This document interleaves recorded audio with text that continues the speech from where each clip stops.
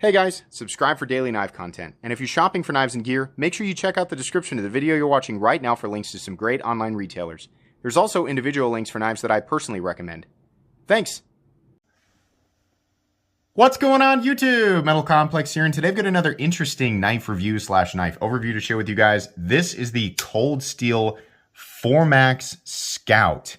Very huge, very interesting. I've got a lot to say about it. I have reviewed the original and much more expensive 4MAX in the past. This is the less expensive version. It's using some different materials, but they did not slack on build quality, heat treat, right, robustness. It's all there. Absolutely. You might be wondering, that looks different than the 4MAX Scouts that I've seen. I've seen like the ones that are black with the satin blade. Yeah, this is a DLT Trading exclusive. By the time you guys are seeing this video, I'm not sure if it'll still be available. I will link it down below, right? If it is, you're welcome to go check it out. I will also link the standard version of this knife. Both versions are the exact same price, right? There's no difference in materials. It's just the colors. So this is going to be the review sample today. I want to say thank you to DLT Trading for sending this in for me to take a look at. And thanks so much to my generous patrons who are supporting me right now. There's a link for Patreon right down below as well. And please make sure to follow me on Instagram at metal_complex. Let's go and get a measurement of this guy. This is not a small knife. Are we still focused? Still learning about this new, still learning about this new phone here, guys. Overall length is coming in at 10. God dang, it's 10 inches. Blade length is 4 inches. Cutting edge, I would say it's about 3.9 inches of cutting edge. Let's do some size comparisons. So first off, I'm going to do something different here. Let's put it up against the Cold Steel SR1 Lite. You guys know that the Cold Steel SR1 Lite is a big knife. Yeah, it actually kind of looks kind of small. It actually, I mean, this is huge. This is a gigantic knife, and it actually looks kind of small next to the 4MAX Scout. How about up against some other common knives? The Ontario Rat, let's move this guy down, Model 1, and the Ontario Rat Model 2. You can see the 4MAX Scout absolutely dwarfing both of them. How about up against the Spyderco PM2 and Para 3? Same exact thing here. This knife completely and totally dwarfs each of these. And last but not least, the Benchmade Griptilian, or in this case, the Ritter Hogue, and its little brother, the Benchmade Mini Griptilian. Yeah, so there you go. It's huge. We get it. Let's go ahead and do carry profile. So this is not thin at all. It's very thick. This is a super robust knife. Up against the Spyderco Para 3, yeah, this is huge. Absolutely. Height and length, I mean, it's kind of silly to do it, but we're going to go ahead, right? Up against the PM2 and Para 3. Yeah, it's very tall. I mean, I'm sure you guys can tell, right? I mean, maximum height, which is carried throughout almost the entirety of the body here. It's very wide. This is going to be a wide object in the pocket, a tall object, a thick object, a heavy object, you name it. This is here. If you just absolutely love carrying gigantic, meaty Thunder Dragon knives, then, you know, here you go. But just for anybody wondering, you know, is that going to be super comfortable in the pocket? Not really, no. But it's not like Cold Steel's like, whoops, we made it too big, whoops. No, they knew exactly what they were doing. What does it weigh? It weighs 10 ounces.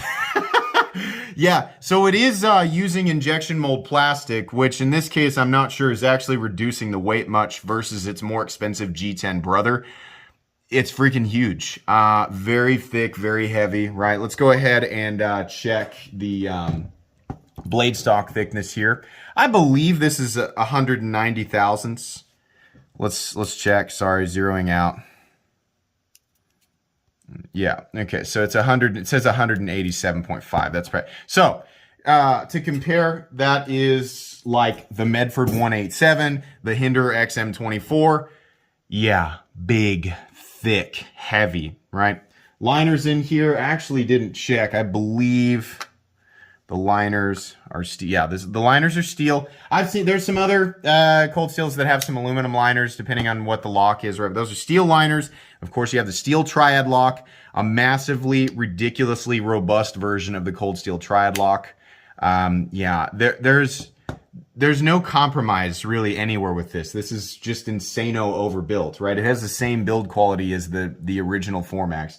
Let's go ahead and do a hardware check, get out my tools here. As per usual, My tools are very inexpensive, very recommendable. You can find them right down in the description. I'm going to guess that pivot is at least a T10. Can we see that there? Yeah, okay, so let's give her a shot there. Yeah, that feels like T10. I'm not going to check the body screws because they're T6, curiously. That is so bizarre to me that a knife this big and robust would use T6. It would be cool if they were T8 at least, but okay, it's T6. You know, on my old SR1 Lite, which also uses T6, like this is the new one that I bought because I gave away the other one. I beat on that thing a lot. I really did. And I never had an issue with the durability of the screws, but then again, I was never taking it apart. If you're going to take apart a knife using T6 screws, be careful. Make sure you've got some high quality bits like this right here, and you should be good to go. But okay, it is what it is. Let's see. Have we done everything? Did we skip anything? No, I don't think we did. So, holy moly, this thing is huge. The access to the thumb stud is great. It works really well. If you're wondering, you know, can I reverse flick it? Can I flick it? I mean, for me, there might be a point. Well, you know, it actually is really smooth. It's actually surprisingly smooth. You can't, my wrist, like naturally, because of how big it is, I kind of want to use wrist. I'm trying to flick it without wrist. Okay, so it is probably totally possible. I'm honestly not going to try the reverse flick. There's no way. It's just too, if your hands are stronger than mine, maybe you can do it. I'm not going to try to do it. By the way, I know you guys are like, oh my God, wipe that blade off. The fingerprints are bothering me like crazy. This shiny DLC, there's nothing I can do about it, guys. I'm going to be touching this thing throughout the entire review. It's going to have fingerprints on it. I wiped it off before I started the review. It's just kind of, that's how this stuff looks. It just looks kind of blotchy. It looks very similar to my Dark Horse XM24. It's a nightmare keeping fingerprints off of it, but whatever, right? It's made to be used. Obviously, at this price point, this build, definitely, right? Who cares? And if you don't want that, then the standard satin version that will be available right down in the description, I will link that. You won't have to worry about that as much. The thumb studs are in a good place, though, and it's surprisingly easy to manipulate. I mean, honestly. And then for one-handed disengagement, you obviously want to keep your index finger up here so it's behind in that choil area on the blade so you don't get caught by the blade. It's actually really easy to do. And it's funny, it's because it's so big. You'd think that it would be mega cumbersome. Because it's so big, this is one of the easier triad, like the larger triad lock knives, for whatever reason, are just easier for me because the weight and mass of the blade causes it to fall. So, I mean, there is a certain level of fidget factor there. I will stress, though, you want to be really careful when manipulating something like this with one hand. That's a lot of blade. And despite this being very thick, that edge is sharp. Don't judge that and think, I can't possibly be that sharp because the blade geometry is so robust. There's so many people watching who are familiar with cold steel knives. It doesn't matter what it is. It doesn't matter if it's one of their thinner, smaller models or one of their mega, super, meaty, robust, you know, Lou Ferrigno knives. It's sharp. They're very sharp at the edge. So if you don't have your finger up in the right place, right, I can't stress this enough. If you're going to do that, keep your index finger up here, pressed up against this area right here, the main or the primary position for your index finger, and then release the blade so that it falls into this area right here as it drops. And then you're going to be good. If you move it too low, that big blade is going to come down on your finger, and nobody wants to go spend more on stitches than it cost you to buy the knife, right? And I'm assuming we all want to keep our fingers, so don't do that. But yeah, I'm actually really impressed with how smooth it is, how easy it is to manipulate, and there is obviously an enormous satisfaction with the click of the triad lock. Oh yeah, it feels good. It's ready to go. Solid bank vault, right? All the, you know, all the things that we say. Edges, very nicely knocked down. This is actually super comfortable to, I mean, the shape of that handle, even though it does have that area back here that kind of keeps you confined, there's so much room on the handle. Whether you're in the standard grip, right, if you're going to do some cutting like this, or if you're going to do, this is a great knife for like light impact cutting. Yeah, I would have no problem. Normally I don't say, you know, I'd say don't chop with a folding knife. There's a few exceptions. Some stuff from Cold Steel. This triad lock, right? It doesn't matter. Impact here, right? You know, heavy puncture, even like digging. Now, I don't speak for their warranty. Obviously, check out the warranty and find out what is and is not covered. But gosh, if I was, you know, in an environment where this is all I had and I needed it to be a lot of different things, am I going to trust it? Yeah, I think it can pretty much handle anything, right? It's very comfortable back here. Extremely comfortable ergonomics, and choked up, same thing. This is made for the human hand. I mean, it looks like, oh, it's kind of like clownishly overbuilt. Is clownishly a word? Probably not, right? It's like humorously overbuilt. It's supposed to be big and ridiculous. No, this was carefully thought out. It's the same thing that I said in the other Formax review. It's very comfortable. It's ready to go. I mean, in an environment where I would use this knife, I'd feel very confident. There's no way I'm going to drop this. There's absolutely no way. I mean, even choked back, if you really want to, like if you want to choke way back here and go 3-finger and put emphasis on the weight out there at the tip, right, for chopping, yeah, you're good. You're ready to go. Very, very good ergonomics. Very impressed with that. Fit and finish is great. Cold Steel's never been a slouch on fit and finish, right, which is great, you know, considering the price point of this. I'm really happy with it. The triad lock back here, the corners are nicely knocked down. So if you kind of press it up into the side, right, you're not going to get that sharpness. Pretty happy with that. The blade looks awesome. It is a straightforward, very, you know, heavily built drop point blade. There is an enormous, look at this tip. Oh my gosh. No way that thing is going to snap. Absolutely. What's the steel? OS 10A. Had somebody in my comment section when I unboxed this go, OS 8, no thanks. They hear OS and they think OS 8. OS 10A, well, first off, OS 10 is not the same thing as OS 8. OS 10 is a much better steel than OS 8. OS 10A is the annealed version. The first time that I ever, you know, experienced this steel, I hadn't really used it. I just read a little bit about it and I misjudged it. This is I think, one of many ideal choices for a blade steel on this guy. The original Formax is using 20CV. 20CV is extremely premium and is generally hailed blindly as the very best steel of all time. It is a good steel for most people's EDC purposes, right? General EDC has a good ratio between edge retention and stainless qualities, and a lot of people want that in an EDC tool. It doesn't translate super well to a mega hard use, like heavy geometry, you know, as I called this knife in the unboxing, a mega pounder. 20CV is not a tough steel. The toughness is backed up by a more robust geometry, but still, I mean, for what I'm going to use this for, right, it doesn't really matter what the steel is on something like this. If you're going to take it out and use it the way that it's intended to be used, the steel is going to be garbage at the end of the day, or the edge is going to be garbage at the end of the day no matter what. So you're going to have to sharpen it. OS 10A won't hold an edge nearly as long, but it's absolutely substantially tougher than 20CV, and it's way easier to sharpen. Not going to be quite as stainless either, but this DLC coated version is going to help resist corrosion. And if you pick up the if you pick up the non-coated version, that satin finish on there is going to help a little bit too. It is still a stainless steel, as far as I know, so I wouldn't be too concerned with that. I actually don't have a problem with that steel at all. It's much better than, you know, like, now this is a less expensive knife. The SR1 Lite is coming in 8CR 13 MOV, which, blah, right? Yeah, much better steel, absolutely. This is kind of ridiculous. This looks like a sticker that would be on the side of, like, you know, a NASCAR. But okay, I mean, everybody knows what it is. It's the Formax Scout. I kind of wish that it just wasn't there, but it is. It's not really hurting anything. Other side, cold steel, OS 10A in Taiwan. There's only been a few, like, American-made cold steels. I mean, well, here, you know, not very recently, but a long time ago, there were a lot more cold steels that were made in the United States. If you don't know, cold steel knives primarily right now are made in Taiwan, which is fine. Taiwan has excellent, in the case of cold steel, has excellent manufacturing quality. One of the versions of the Formax, the most expensive one, was made in the United States, and if I remember correctly, it was $400.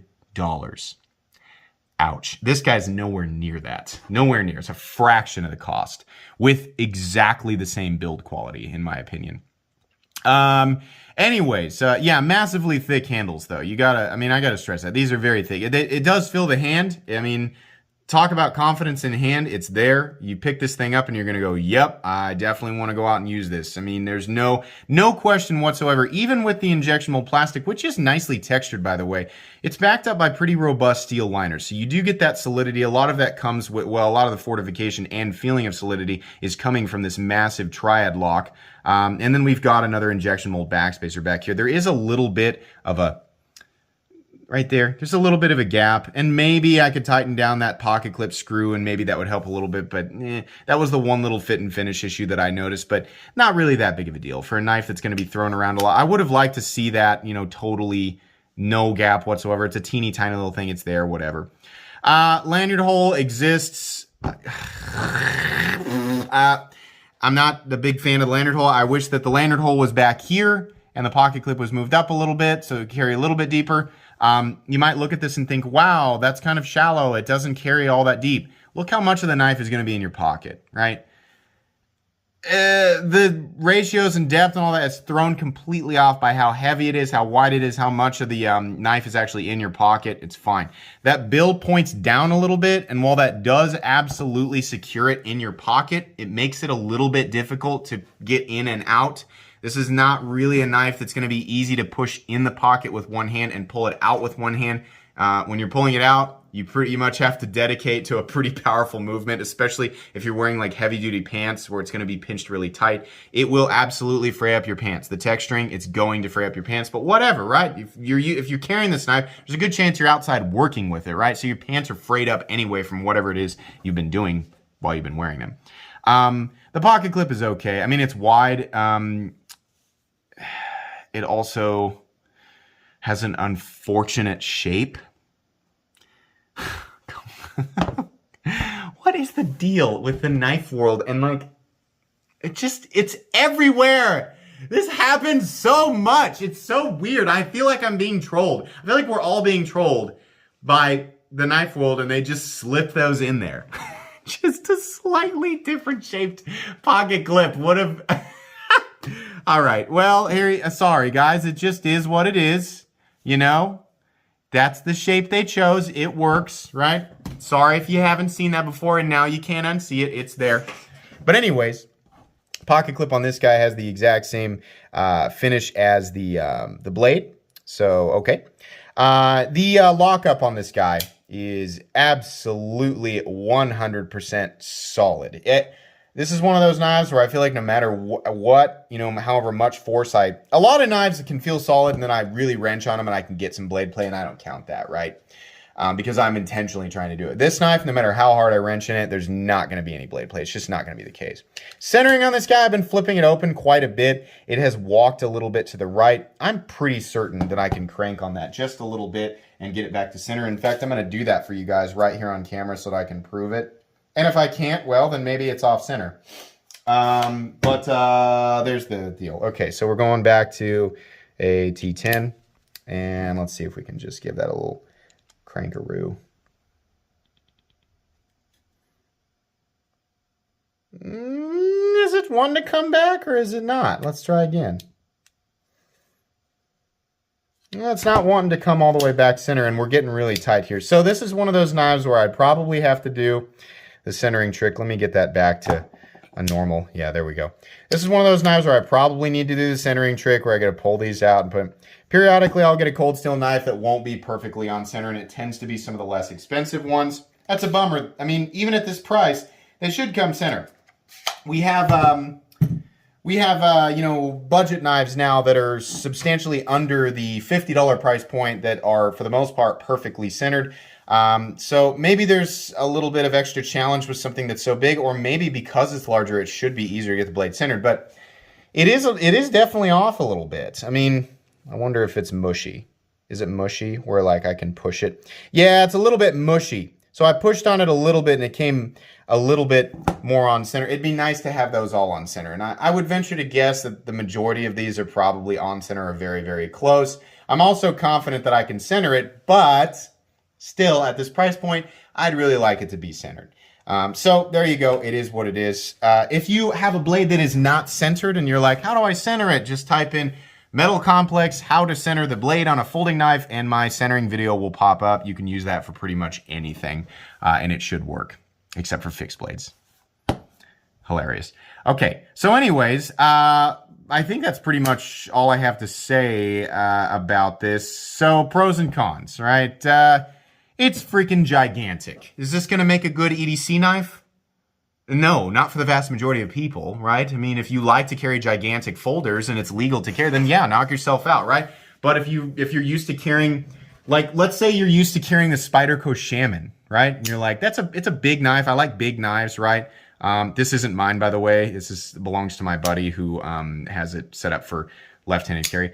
So if you're used to carrying this, you're like, this is a pretty big knife, right? I like big knives. I've been carrying this. Am I going to like the Formax? Probably not. It's freaking huge, right? But maybe you just enjoy the novelty of a large folder and it doesn't really matter to you if it's convenient to carry or not, right? Fact is, it's freaking big, it's hulking, right? It's pretty thick. Behind the edge, it's definitely thick behind the edge. It'll cut, it'll slice, but this is a thick geometry. It's gonna slow you down while cutting. This is gonna be more of a multi-purpose outdoor knife where you can use it for a lot of different things, right? A lot of what you're able to do with this knife is going to make use of the weight and mass of the blade. You might, it might be more of an impact cut or something like that, which is not those types of things that you might do with a knife if your circumstances reduce you to just that item. I understand I'm getting very specific with this, and this is an unrealistic circumstance, but if you're in that situation, then yeah, a big, heavy, robust blade like this is going to make jobs like that require impact cutting a lot easier than something like the Spyderco PM2. Even though, the PM2 has excellent cutting geometry and is better for EDC tests, it's not going to be good at impact cutting, right? There's a reason for heavier, more robust geometry. It's not like thinner geometries are always better than more robust geometries. No, it's just the case for most people doing simple things with their knife day to day, right? But for those more specific jobs, those more requires more of your tool or more of a robust tool. Yeah, something like this is going to be a little bit better. So just keep that in mind. The thumb stud is a little tiny bit in the cutting path. So if you're going to choke up on it and you're going to cut straight down, you might have to kind of go at an angle so you don't run into the thumb stud. Not really that big of a deal. The blade is a little bit off center, and that was kind of a bummer, but like I said, it can be fixed. There was a little bit of a fit and finish issue back here where there was a gap. I have a feeling there's either some debris stuck in there or I can just tighten down that screw and it's going to make it better, but okay, whatever. The pocket clip looks like a rocket ship, so that's funny. The bill, I don't like how the bills point down. It just makes it hard to get in and out of the pants, right? And it's also the material or the texturing is going to kind of create that friction that's not super enjoyable, but okay. What does this knife cost? Both this version and the standard version of the Formax Scout cost $110. Literally just a little more than 25% the cost of the original American Formax. There was an Italian Formax, I think, at $300. So a little more than a third the price of that one. So this is way less expensive with, and believe me, I've handled those other ones, the same build quality, the exact same build quality. Arguably a better steel for the design. Did he just say AUS 10A was better than 20CV? Not in a general sense, but sometimes certain steels do better with certain builds and certain geometries, right? Considering what I'm going to do with this, I would rather have something that's tougher and easier to sharpen than something like 20CV. 20CV is not tough. Using a knife like this made out of 20CV in a environment where you're going to be, just pounding the crap out of this thing, the edge is going to chip. It's going to be a nightmare to resharpen. Sure, it's going to be stainless. It'll hold an edge for a while, but think about what we're going to be doing with this, right? We're not going to be opening up, we're not going to be breaking down cardboard boxes in the wilderness, right? Or opening envelopes, opening Karen's bag of pretzels in the wilderness, unless you brought Karen camping with you. But okay, AUS 10A, I think it makes more sense. Are there better steels, right? I mean, would this have been better, more preferable in, I don't know. Some people might prefer CPM 154, S45VN. Some people would definitely have preferred 3V or Crewwear. Honestly, like me personally, I think Crewwear or 3V would have been awesome, but it would have definitely bumped the price up to a point. I mean, like, you think whatever you want, it would cost more money, right? Cold Steel's here recently, we've seen kind of a price bump on stuff. But going back to what I was saying, do I think it's worth the money? Yeah, especially for people looking for a tool that they can bring with them, camping, hiking, hunting, fishing, that they basically just need a big heavy duty knife that they can use for a lot of different things, right? It might not be the most ideal tool for any one specific, task, but it's going to be pretty good at a lot of different things that you might use it for outside, and you can bet your whatever. My flow there was so good and I ruined it. Well, you can bet that this thing is going to stand up to pretty much anything and walk away with hardly a scratch, right? I mean, maybe a blade could stretch it. But seriously, I mean, the strength of the triad lock, robustness of this blade, yeah, there's not much you're going to be able to do to hurt it, right? Unless you're intentionally trying to hurt it. Yeah, $110 specifically for people who are really looking for something ridiculously overbuilt and you don't want to pay the, the standard, like in the knife world right now, generally speaking, when you want something that's insanely overbuilt, it tends to favor the much more expensive territories. Not this guy. $110 for the build quality, the steel. I'm actually totally okay with it. I think it's fine. I think it would have knocked people's socks off if it was under $100, but $110, that's fine, right? I don't want the price to go any higher, and truthfully, I fully expect it to. Look at the price of the AD15 Lite. What do they want for that? $130? That's too high. It's too high. It's the same materials, right? Yeah, it's a more complicated locking system, right? But that's too high. I think these knives should stick right around $100. 110, okay, right? You can take it, but I don't want to see it go higher. I'm pretty sure that it will, though. So, if you want to pick one of these up for what I consider to be basically the maximum of an agreeable price right now, I would pick it up right now. If you're not interested or you don't really like huge knives, obviously this isn't going to be for you. As this stands, I'm very impressed with this thing, despite it having one teeny tiny little fit and finish issue and the blade being off-centered, which is something that I can fix. It's obnoxious, but it's not a deal breaker. This is really cool, and the DLT version of this is awesome. I really like this. I didn't mention this before, but if you're at the end of the video, I might as well say it now. This is going to be given away. This exact knife is going to be given away as part of my 50,000 subscriber giveaway. So if you're not subscribed and you want to be a part of that, you want to be ready when that day comes, make sure you hit that subscribe button, and we'll do that. It'll be fun. I think that's going to be pretty much it today, guys. Be sure to follow me on Instagram at metal_complex. If you enjoyed this video, please leave a like. If you'd like to check out my other content, I do, of course, have lots of videos of knives that are either expensive or inexpensive that I do or don't like, so check those out. And if you enjoy all my content, go ahead and click on that Metal Complex logo right there and subscribe because there's definitely more coming. Thanks again for watching, everybody, and have a great day.